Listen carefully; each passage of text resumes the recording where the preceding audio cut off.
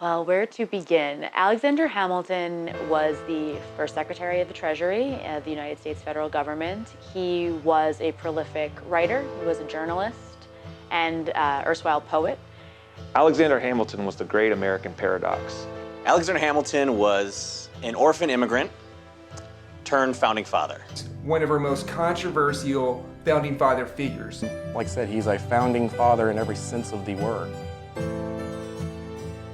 Coming to the United States from that Caribbean island, managed to put himself in some pretty interesting positions with then General George Washington.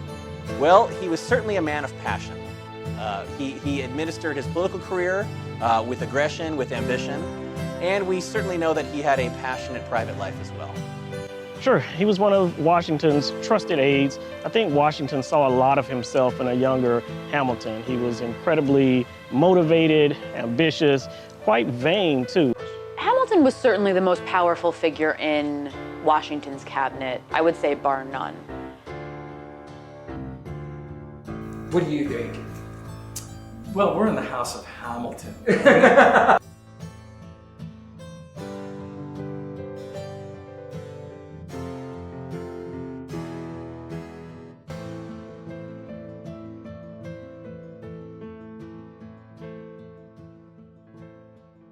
Hamilton and Aaron Burr, their relationship goes all the way back to serving under Washington in the Revolutionary War, except that Hamilton came out more positively. He was more favored by Washington, not so much Burr.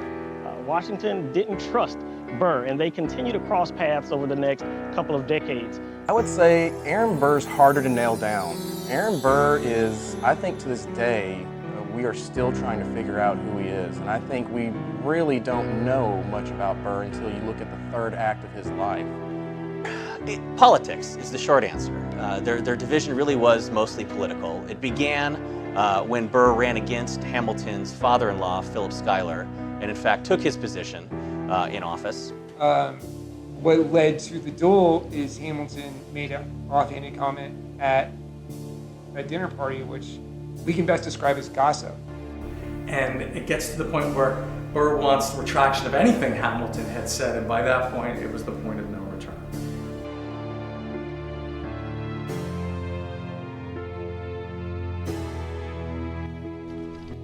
Hi, I'm Larry Stanley in Weehawken, New Jersey. This is Channeling Hamilton.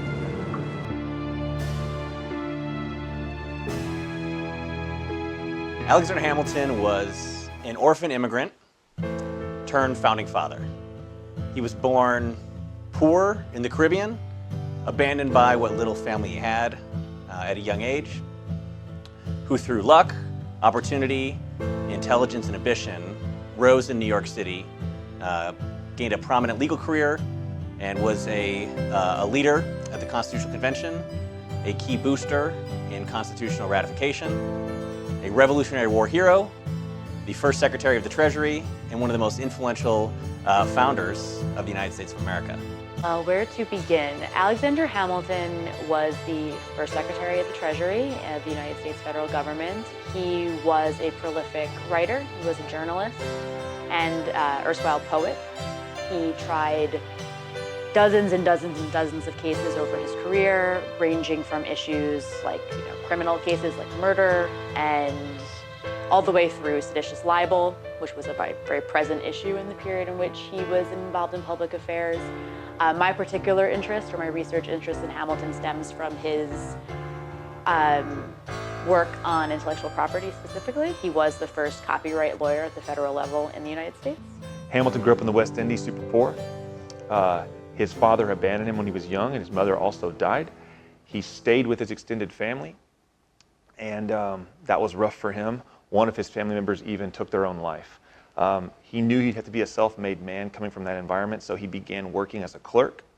He had a dream of coming to North America, so eventually he caught a boat and made his way to New York, where he became a lawyer and eventually joined the military.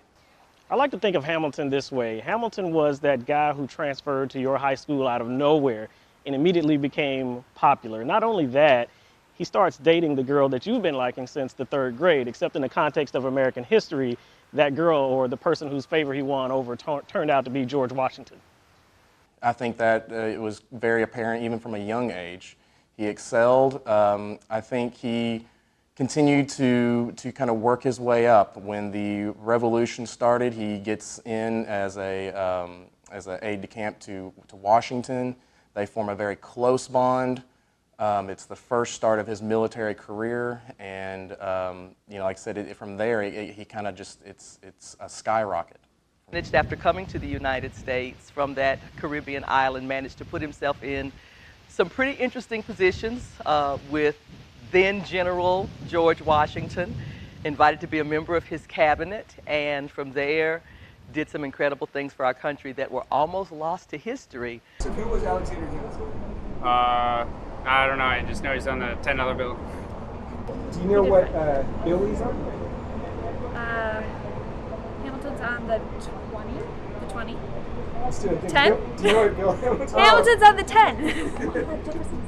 Henry, what do you know about Alexander Hamilton? I know, isn't he like on the $10 bill? First question, who was Alexander Hamilton? That's a good question.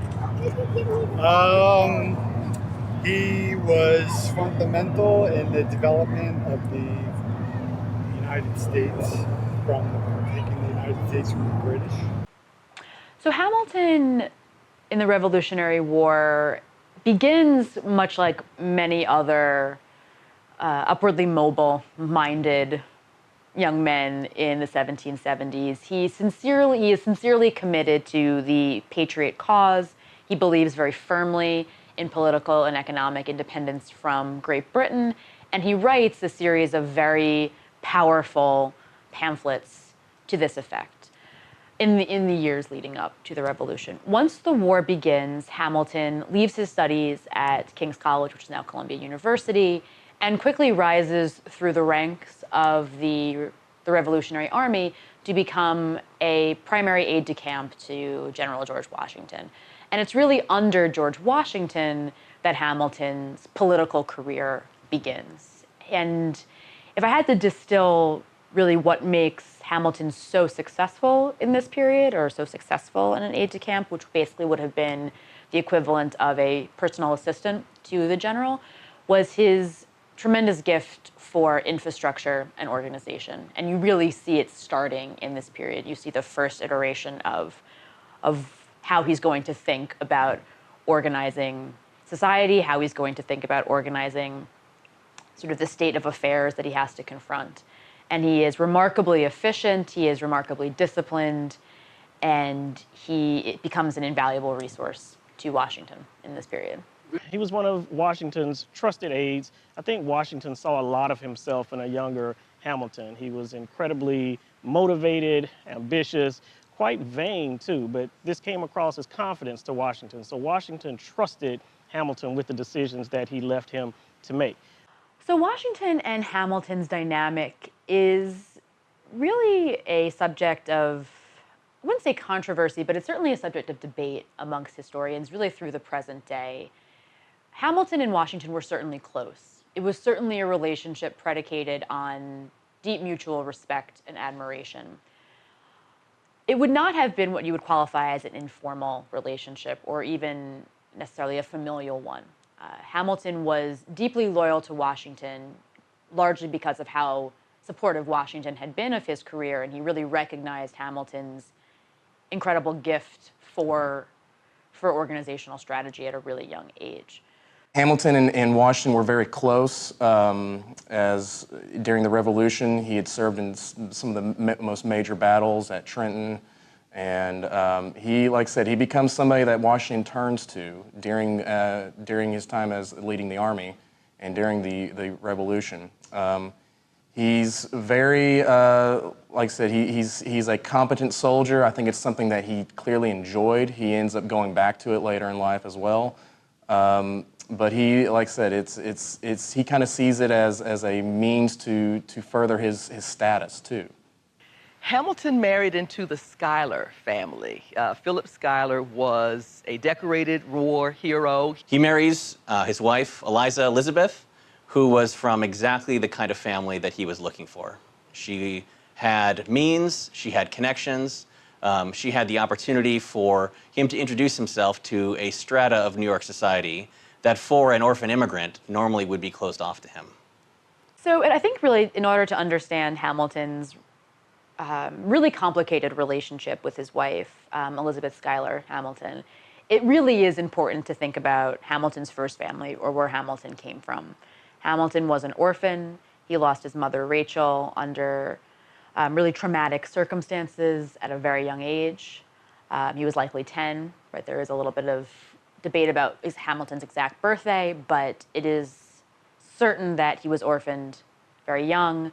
Hamilton also did not have a close relationship with his father. He was born in, once again, a dubious, perhaps illegitimate situation, and had a very limited relationship with his biological brother. He grew up in St. Croix, right next to what we would call a very traumatic circumstance. He was quite literally growing up on the docks next to the slave trade. And this certainly left, this trauma, and I think trauma really is the appropriate word to describe it, left him, I think, with a real need for a collected family life and a real desire to have that stability and security and real safety that came with Elizabeth Schuyler's family connections as well as her social and political ones. Yeah, Hamilton had several children, was married to Betsy Schuyler. He seems to have accepted the responsibility of being a father, and fair enough as a husband, although there were some miscues there. He had at least one affair, but we see him develop a very loving fatherly relationship with his children through the primary source letters that he left behind. Unlike his own father, who he did not have quite a well-developed relationship with. He seems to be a very involved father to a degree. He seems to love his wife, and he seems to have a fairly normal 18th century, late 18th century life, and in every sense of the word, and until the scandals kind of rock. And even then, you know, like I said, his marriage survives that. Well, when he initially connects with Eliza Schuyler, which is during the Revolutionary War, it is by all description a genuine connection. He does seem to develop a really deep affection for her. Hamilton is pragmatic in all facets of his life, and there is a somewhat infamous letter in which he writes to a friend of his about his desire to find a wife that would be just smart enough, but not too smart, just wealthy enough, but not, you know, excessively wealthy perhaps. Although if she was excessively wealthy, that wouldn't be the worst thing, and I am paraphrasing here. But he definitely was looking for a wife of a certain stature. He was looking for a wife that would provide an entree into an aspect of society that he was very interested in connecting with. And yet you also can access Hamilton's love letters to Eliza in this period, which are truly beautiful and do speak to what seems to be a very sincere connection between the two of them, even if that connection was perhaps in the very, very early stages somewhat strategic on his end. While in America, Hamilton got married and had a questionable relationship with his sister-in-law. That scandal was something in American history that many don't agree on. His sister-in-law was named Angelica Church, and they were super close. Him and Angelica would flirt with each other, and they would go to these family gatherings together, and they would secretly like each other. And no one suspected much because when you're in a family, you're supposed to be close. They wrote each other letters, and even Angelica joked with Hamilton's wife that she wanted to borrow him on several occasions. And yet, I think it is safe to say that Hamilton certainly had a self-destructive streak. Without trying to sound too much like a psychologist, because I'm a historian, not a psychologist, but there was definitely an aspect of his personality that sabotaged that very same family life that he was so committed to building. Now, you know I'd asked Hamilton about Angelica Schuyler. That is a relationship that is full of rich historical entertainment, as I like to call it. Angelica Schuyler and Hamilton, Angelica is Betsy's sister, Hamilton's wife's sister, and they have a mutual fondness, and I would call it an intense fondness. The historical record gives us enough information to be suspicious about their relationship. It leads us to a door, and behind that door, we have to fill in with the imagination. Could it have been completely platonic? Yes. But in my historical analysis, it's more likely that there's another 50 Shades of Grey novel behind that door. Well, you know, there is the classic expression, where there's smoke, there's fire. Hamilton and Angelica Church certainly had a highly flirtatious relationship. Angelica and Alexander Hamilton were attracted to each other. The other side of that story, of course, is Hamilton's relationship with Eliza's sister, Angelica Schuyler Church. And I think there can be often a false dichotomy between them. Eliza is sweet and kind and mellow and domestic. Angelica is fiery and passionate and witty and mercurial and fiercely independent. Once again, those are stereotypes, perhaps more than anything else. These were living, breathing, active, intelligent women, both of them with political and cultural values. And while Angelica perhaps was the more vocal intellect, she certainly had an extraordinary mind and was very politically engaged. Eliza was very bright as well, but they were very different people in their demeanors and their personalities, and they were incredibly close. And together, they shared a very close familial relationship. Angelica is one of the more intriguing women of the late 18th century. She was charismatic, she was intelligent, she had extensive correspondence with a number of influential Americans, including Thomas Jefferson and Alexander Hamilton. Anybody who could bridge these two political rivals and maintain friendly and, in fact, even flirtatious correspondence with both speaks to a bit of her personal charisma. And indeed, flirtatious is the word that we have to use when we talk about Alexander's relationship with his wife's sister. They were, I think with Hamilton, when you can get somebody that's an intellectual like he is, he consumes dialogue. He consumes finding somebody that he has that mental spark with. I think he saw his sister Angelica, or his sister-in-law Angelica, as a confidant that he could.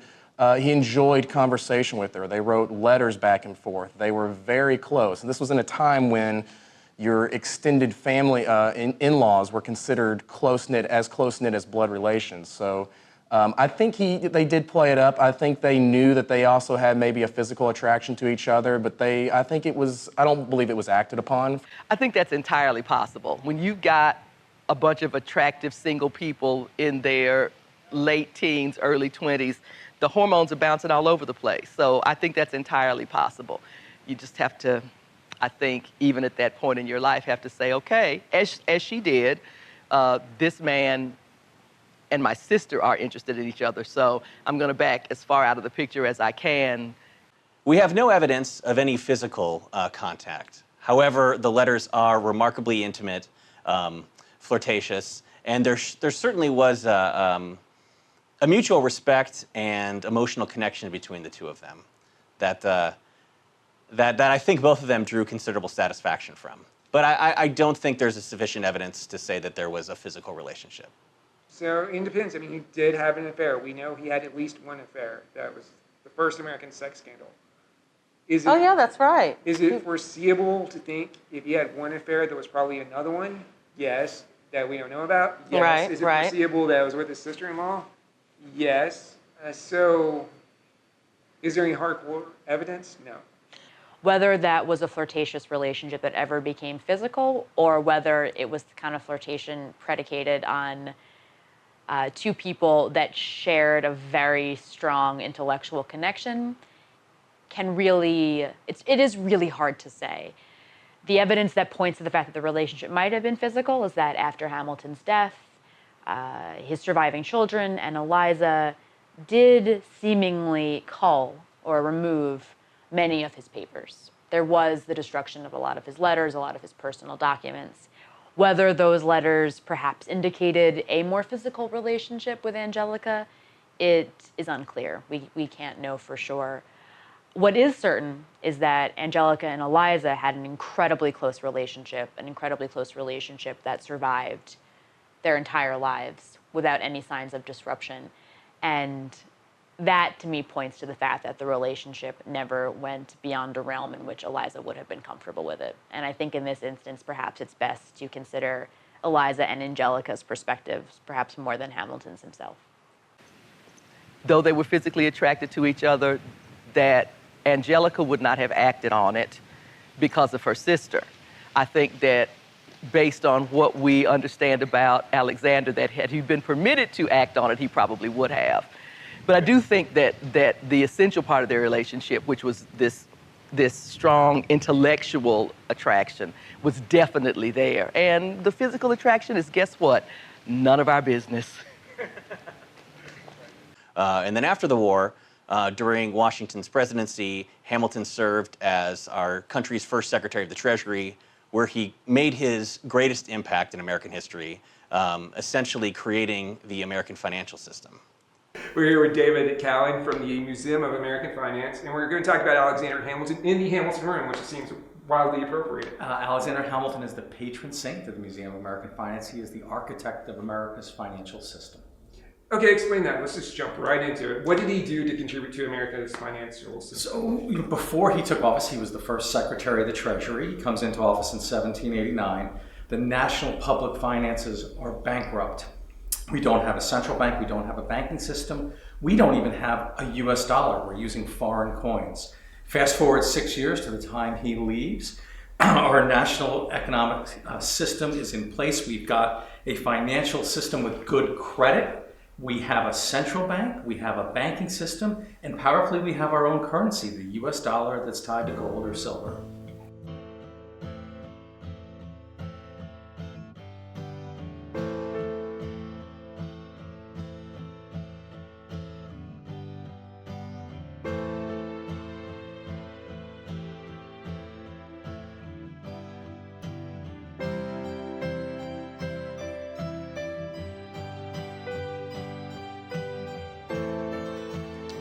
Hamilton's greatest contribution is undoubtedly his work as the first Treasury Secretary, where he functionally designed the government's relationship with the economy, a relationship that, while it has changed, largely still mirrors the vision that Hamilton laid out in the late 18th century.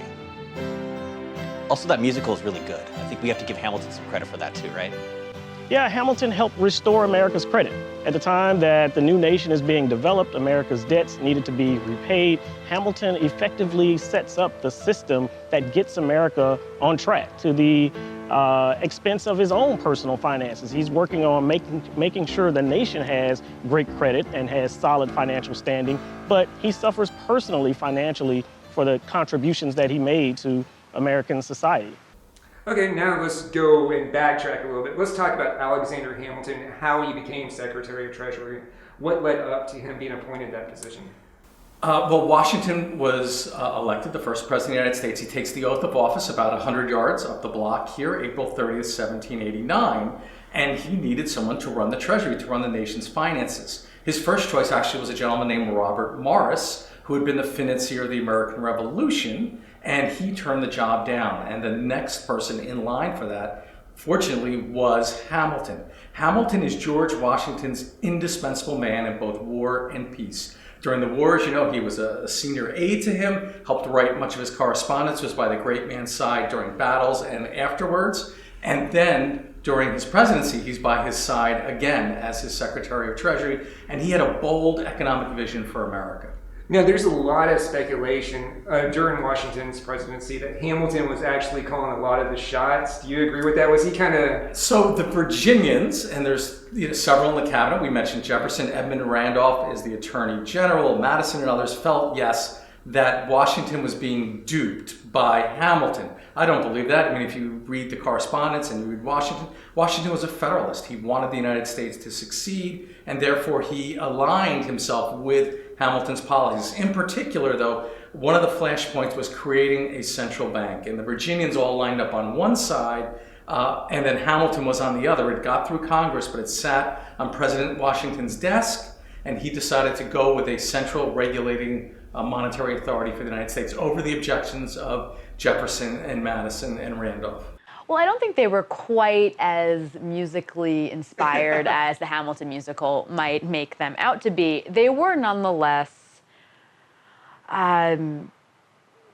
tense interactions. And they did not immediately start off that way, right? Hamilton and Jefferson shared plenty of views in common. They first and foremost believed in the project of an independent American nation. And that would have been a really driving, significant feature, specifically in the 1780s, that would have left them, quite frankly, on the same side in a lot of ways. But how best to go about that project and what strategies would be deployed the most successfully was really where this fissure begins within the first year. Yeah, Jefferson had a different idea about the development of this new nation. Hamilton would have looked at America as the perennial power in the world. Jefferson saw a different America, an America rooted in old values, traditional values, one of a more agrarian society. And Hamilton wanted to be much more aggressive in the way that he would have built this nation. Okay, so Jefferson, Washington, Hamilton, they never got along. Was this right, or am I wrong there? Well, the word never is a strong word. Certainly in the 1780s, to pass the U.S. Constitution, right? The war ends in 1783. We have a constitutional convention, and Madison and Hamilton are instrumental in getting that document approved in the various states. And in particular, here in New York, they write the famous Federalist Papers, right? And the majority of them written by Hamilton, but then Madison as well and John Jay, which is explaining what the Constitution is used about. And jurists to this day, Supreme Court jurists, look back on those Federalist Papers. So they certainly got it wrong then. That break did happen in the 1790s, you're right, between Jefferson, Madison, and Hamilton. And that from that point forward, they certainly saw things differently politically and economically. Jefferson, as you're well aware, wanted a nation of farmers. Hamilton was much more aligned with the mercantile class. They also had different views internationally. Jefferson was aligned with the French Revolution. Remember, he had been ambassador there. Hamilton leaned more to the English way. So there were definitely major disagreements over time that these individuals had. Hamilton was certainly the most powerful figure in Washington's cabinet, I would say bar none. However, Jefferson and Washington did have at least in the beginning, a respectful, positive relationship. And Washington did have a tremendous respect for Jefferson. It's also important to keep in mind, Washington and Jefferson came from a very similar background. Yeah, public life is not a very lucrative endeavor. Yet Hamilton was a man of honor. He didn't see personal interest. He saw an opportunity to make the nation better. And he was very confident in his ideas and his ways to restore or help build the foundation of America financially.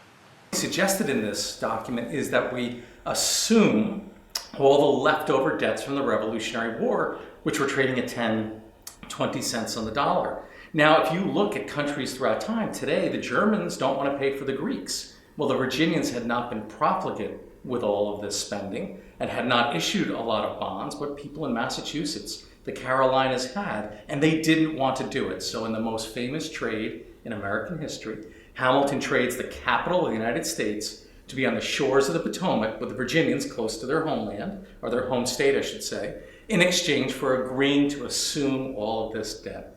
And so that agreement was made with Jefferson and Madison? In a famous dinner table meeting that took place a couple hundred yards from here on Maiden Lane.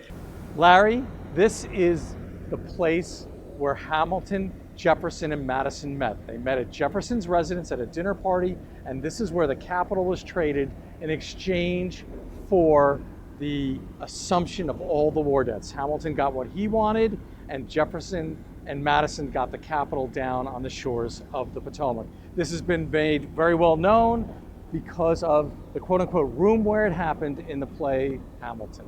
This iconic image of Monticello, Jefferson's home, in which he placed a bust after Hamilton's death in his hallway. And a lot of visitors would come in and ask, why? Why do you have a bust of this man in your hallway?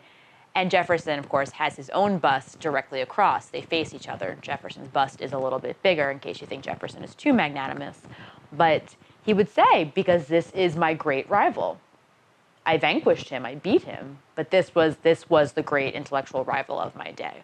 Now, let's talk about this compromise a little bit more. Do you think Hamilton actually pulled one over on Jefferson and Madison? These guys were constantly butting heads. So this compromise of 1790, do you think Jefferson and Madison got what they wanted, or do you think Hamilton actually won this compromise once?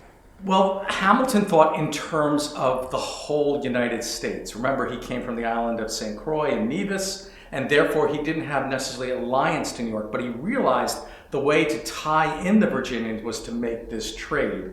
The Virginians did get something for it. For the next 24 years, starting with Jefferson, Madison, Monroe, 24 years of Virginians don't have a long way to go to the capital. Now, they did feel hoodwinked a bit. They felt as if they had maybe traded something for nothing. And so, yes, to answer your question, they did feel a little upset, but they did get a lot out of the bargain, and we got a union. And in some respects, what is interesting, if Aaron Burr did not shoot and kill Alexander Hamilton in that infamous duel, Burr and Hamilton would likely not be considered rivals.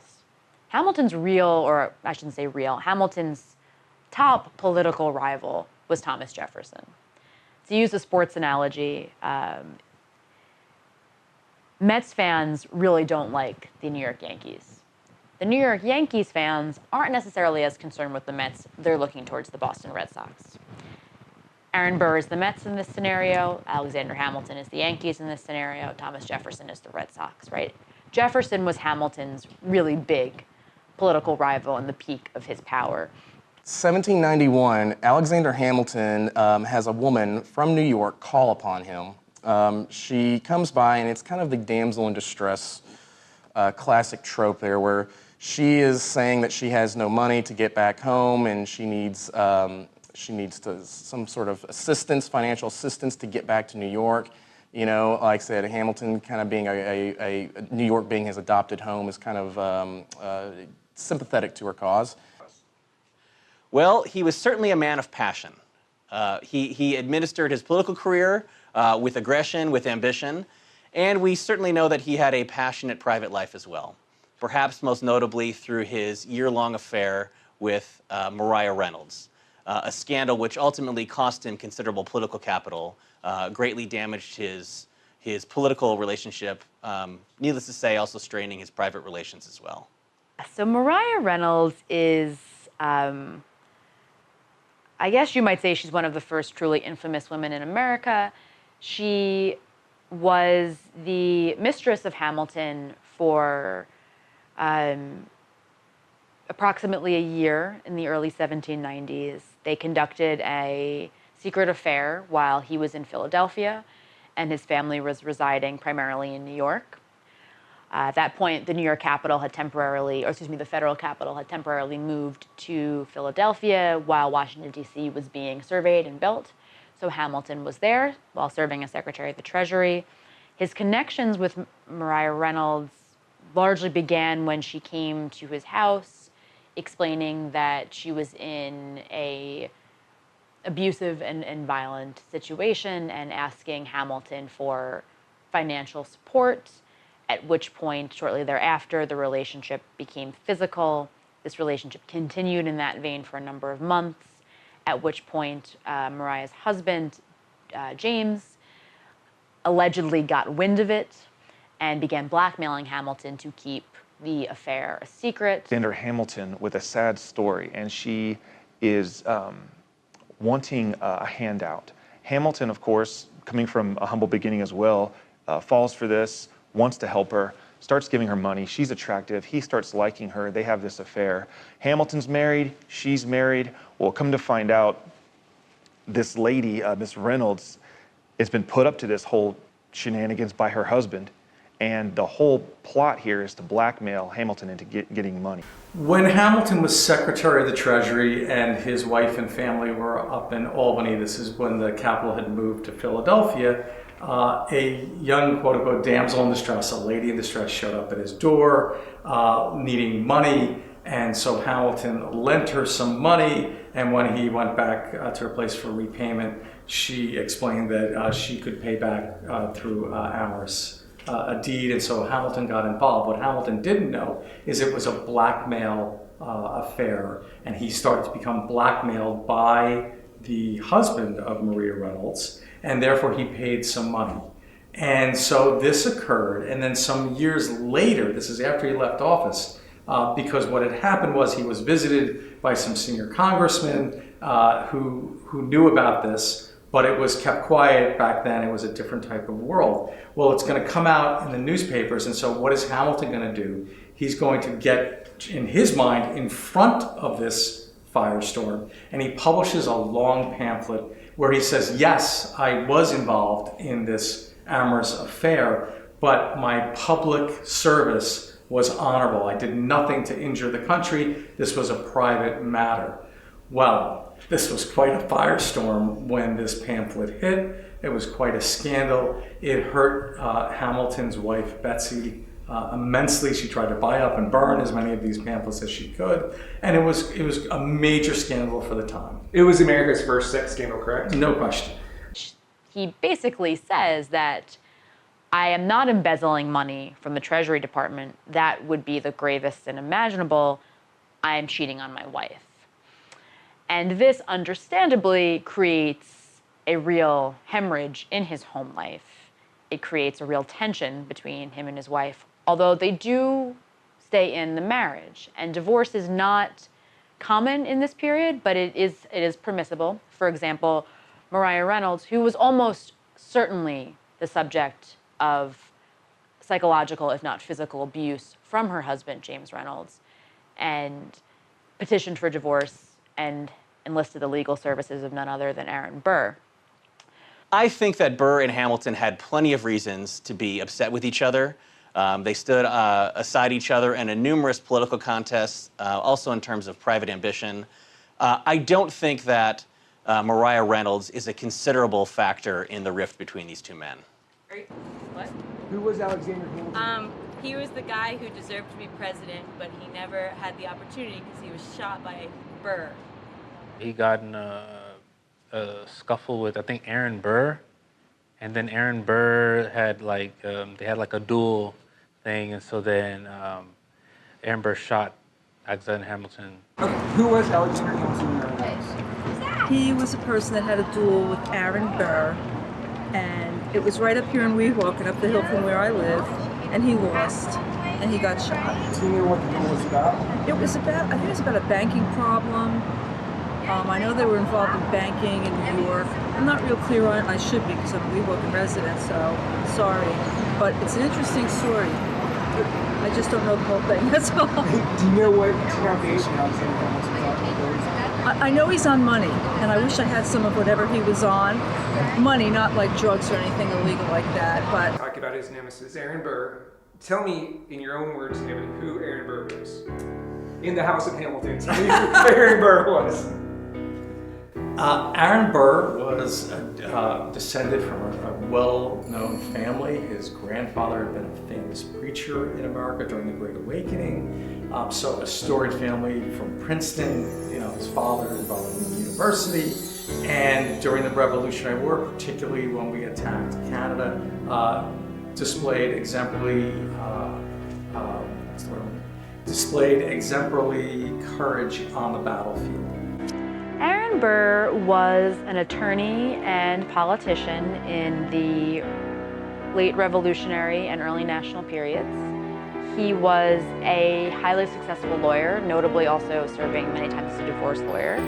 He was an investor. He was a scion or product of a very well-established family in New Jersey. And he's perhaps most notable for his duel with Alexander Hamilton, in which he shoots and kills Hamilton. Hamilton and Aaron Burr, their relationship goes all the way back to serving under Washington in the Revolutionary War, except that Hamilton came out more positively. He was more favored by Washington, not so much Burr.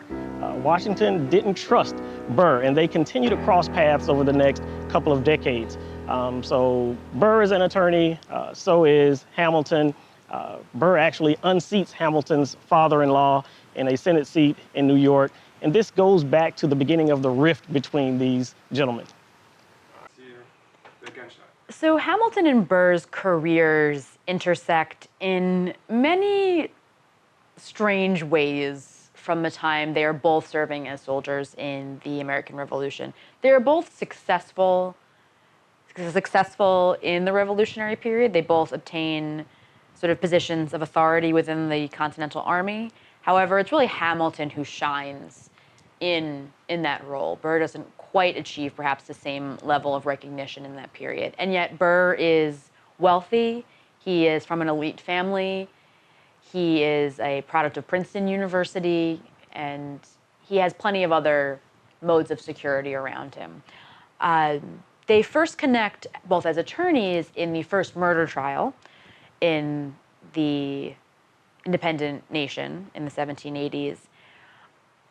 They seem to get along fine. There's no real signs yet of any deeper rivalry or deeper dislike. It all begins really when Aaron Burr runs against Hamilton's father-in-law for a seat in the New York Senate and defeats him. Sure. Politics is the short answer. Their division really was mostly political. It began when Burr ran against Hamilton's father-in-law, Philip Schuyler, and in fact took his position in office. Okay. Like I said, these two people, think of them being both from New York, and their paths. You would look at it on the surface and think these guys should be some sort of, I don't know, comrades in arms. They are both soldiers. They're both, lived in New York. Yet they keep coming and just butting heads. And the first of this is when his father-in-law, Burr runs against his father-in-law for the New York Senate seat, and Burr wins it. Talk about Hamilton's mindset going up to the duel. And let's go into his and Burr's relationships a little bit here. Hamilton and Burr, what started their tension? So if you look at one of the letters that were sent back and forth, Hamilton is saying, hey, look, we've just been political opponents for 15 years. So let's dial the clock back and look at what those 15 years were. And it starts right here in New York, 1790 or 91. They're both lawyers here in the city. And what happens is Burr is running for Senate against Philip Schuyler, Hamilton's father-in-law, and defeats him. So that's sort of the first flashpoint. During the 1790s, again, they're lawyers. They are, competing, but they get along. We see that. But by the late 1790s, what happens is that Burr tricks Hamilton in the creation of a bank. And what the backstory there is that we needed fresh water here in New York. So Burr said, let's create the Manhattan Water Company. In the codicil of one of these things, he says that this water company can take loans and make deposits. And therefore, he opens the Manhattan Water Company, closes the Manhattan Water Company, opens the Manhattan Bank, which becomes Chase Manhattan, by the way, which becomes J.P. Morgan Chase. Why is this important? Well, to enlist Hamilton's assistance, because the two banks in existence at that time were Federalist banks. The Democratic Republicans were not getting loans from these banks. Banks were highly political then. They were right here. You're on the space of one of those banks, the Bank of New York, and therefore they were blocking the Democratic Republicans from getting a bank. Now they say, you know what, we need fresh water, Burr says to Hamilton, tricks him, and now he's got his bank. So that is bad news.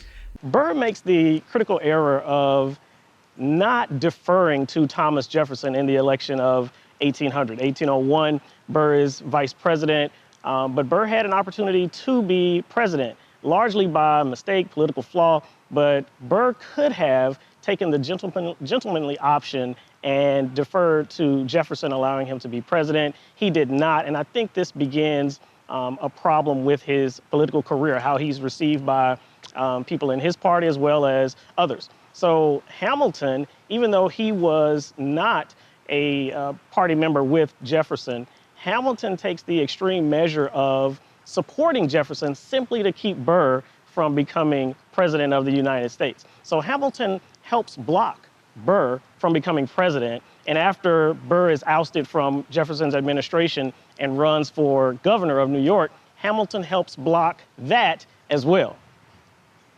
Hamilton and his coalition decide to throw their weight behind Jefferson instead. Because while Jefferson and Hamilton at this point were in a completely opposite ends of the political spectrum of the day, Jefferson was someone that Hamilton respected, where Burr was someone that Hamilton did not. And there's a variety of incidents as to why. There was an incident with a water scheme to bring more water into New York City and New York State. There was an instance with a land company that involved speculatory practices that Hamilton perhaps did not fully agree with. And there was many of these incidents that were adding up over time. But the election of 1800 was the obvious break. It only got worse in the election of 1800, when Burr was tied with Thomas Jefferson for the presidency. And largely through the efforts of Hamilton and others, Burr lost the presidency and ended up being vice president. Burr blamed Hamilton for that slight, that perceived slight. Hamilton just tells everybody, hey, I know I don't like Jefferson, but I don't like Burr even less. And Burr brings New York into the fold for the Jefferson-Burr ticket. The tacit agreement had always been that Burr would be vice president, but when the votes are counted and they're deadlocked, Burr stays silent. And therefore, it is thrown into the House of Representatives. Making it even more bizarre, it's a lame duck House, right, filled with a Federalist majority. So now we have Jefferson versus Burr, and you have the titular head of the Federalist Party, Hamilton, writing anyone and everybody saying, look, I prefer Jefferson over Burr. Let's cut a deal with Jefferson as long as he does 4 things. 1, keeps the financial system as it is. 2, keeps us neutral. 3, keeps Federalist judges and other officers in positions, not get wholesale fired. And 4, make sure that the Navy is still strong. And so effectively what happens is Jefferson gets the vote, Federalist switches their vote to Jefferson, breaking the deadlock. Burr is going to be vice president, but boy, is his relationship now strained with Jefferson. And therefore, fast forward to 1804, he's not going to be on the ticket anymore, but he feels effectively Hamilton has cost him the presidency. Yes, it was at a dinner party in New York. Hamilton made some comments about Burr, questioning his character. It was kind of like a he said, she said, but the thing that was reported was that he claimed basically claimed that Burr was of a despicable character. And, which in 18th century, we're talking, that is the ultimate insult. Burr writes to Hamilton saying, can you explain your comments? What exactly was said? A lot of letters is what happened. Burr wrote angry letters to Hamilton asking for either an avowal or a disavowal of whatever comment it was that he made. Hamilton refused, claiming that he couldn't be, held to expect exactly what he said at a private dinner. Moreover, it wasn't of a concern publicly or to Burr even privately. So this continued exchange between these letters ultimately left Burr feeling like he had no other option to restore his reputation than to resort to the affair of honor that we know as a duel. Hamilton is a little bit coy on it, and he's like, I don't need to explain myself on what hearsay may be out there about something I may have said or may have not said about you. He doesn't really own up to it exactly. And Burr presses him. He presses Hamilton and says, wait a minute. I want clarification here. Something was reported, and I need you to clarify. What did you say? And Hamilton again tells him, he's like, look, we're playing semantics here. He's saying he kind of equivocates a little bit, and Burr is at his wit's end. This man has cost him the presidency. It has cost him the governor race in New York. There's only, like I said, in the times of the 18th century there's only so much that this man can take. Through a letter that is published that reaches Burr's attention, Hamilton allegedly made a disparaging comment about Burr. What that comment was not recorded. It is unknown because it was considered too critical to repeat. But Burr gets winds of this, then follows up with Hamilton. Hamilton fires back, and ultimately it can only be resolved in this final stage of that process, which would be a physical duel.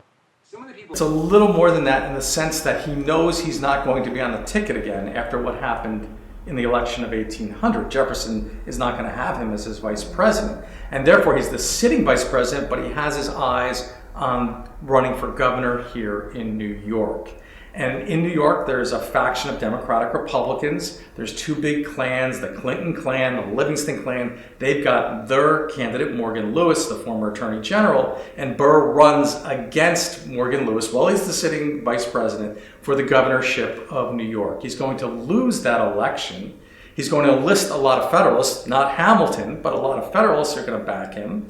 And therefore, he's viewed by Jefferson and other Democratic Republicans as someone who has left the fold by and large.